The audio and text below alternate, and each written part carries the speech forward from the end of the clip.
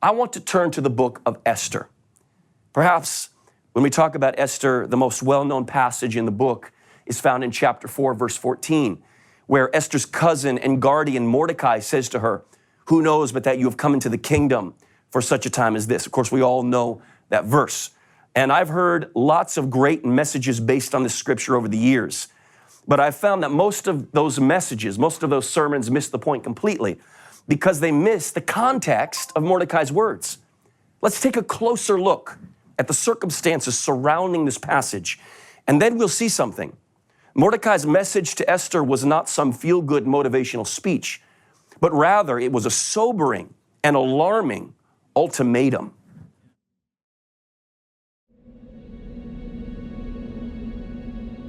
Esther was a young Jewish woman. She was born into a broken family. She was a minority in an oppressive society. The odds were against her right from the start.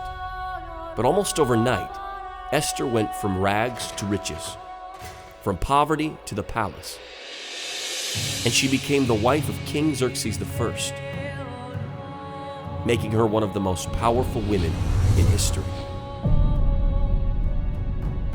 Irony seems to fill the pages of the book of Esther. Just as Persia has unknowingly crowned a Jewish queen, the king's vizier, a man named Haman, is plotting a diabolical scheme to exterminate the Jewish race through a bloody massacre. There is only one Jew in the land who is in a position to intervene on behalf of her people. It's Esther. But it seems as though the pleasures of the palace had begun to intoxicate her. She begins to struggle with what course of action to take. As Esther looked around at the beautiful palace that was now her home, with its luxuries, pleasures, conveniences, and the wealth she had come to enjoy, it must have been difficult for her to imagine throwing it all away in some misguided attempt at heroism. She knew that taking this matter to the king would force her to risk everything she had, including her very life. Perhaps a more subtle approach would be best. Maybe she should just lie low for a while and wait to see how things would play out. Perhaps at some point she would have an opportunity to put in a good word for the Jews without jeopardizing herself. After all, what good would she be to anyone if she were dead? But Mordecai, Esther's cousin, sensing her internal struggle, sent her this message: "Do not flatter yourself that you shall escape in the king's palace any more than all the other Jews. For if you keep silent at this time, relief and deliverance will arise for the Jews from elsewhere. But you and your father's house will perish. And who knows but that you have come to the kingdom for such a time as this."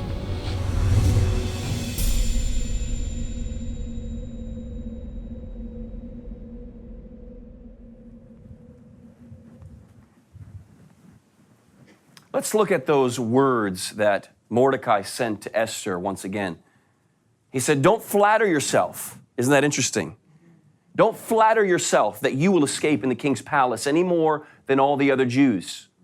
For if you keep silent at this time, relief and deliverance shall arise for the Jews from elsewhere.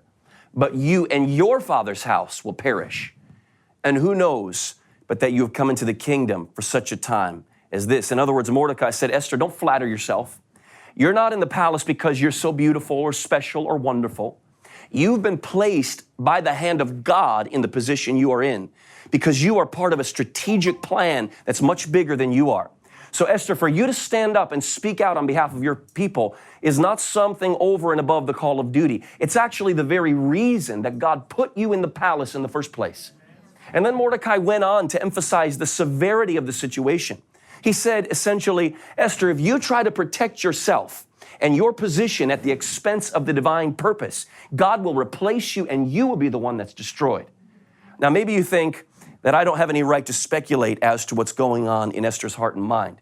But I do it because of two things. Number one, because of what I see plainly implied there in the text, but also because of what I see happening every day in the Western world. Our comforts and conveniences have often made us complacent and indifferent to a dying world. We're often afraid to do anything that might disturb our pampered, cozy little lives. One man told me, he said, I can't talk about Jesus at work because if I do, I'll lose my job. I've heard others say that there are two topics they won't discuss at work, politics and religion. But my friend, the gospel is not some side issue. Have you ever thought that maybe the very reason you have that job in the first place is because you are a strategic part of a divine purpose? God put you there. God gave you your job, and He gave it to you for a reason. My friend, if you're not willing to be a witness in your workplace, don't be surprised if God takes that job from you and gives it to somebody else who isn't ashamed of the gospel. You know, I've seen people drop hundreds of dollars at restaurants or at football games or on unnecessary luxuries at the mall. Ladies, another pair of shoes, another purse. But when the offering plate goes around in church, they immediately begin to complain. All they ever do in this church is ask for money, they say. And then if they do drop a couple measly dollars into the plate, they feel like they've been very generous. But my friend, the money in our bank accounts is not ours. It all belongs to God in the first place. He is not only the source of all our provision, but He's also the one who has given us the very ability to create the wealth that we have.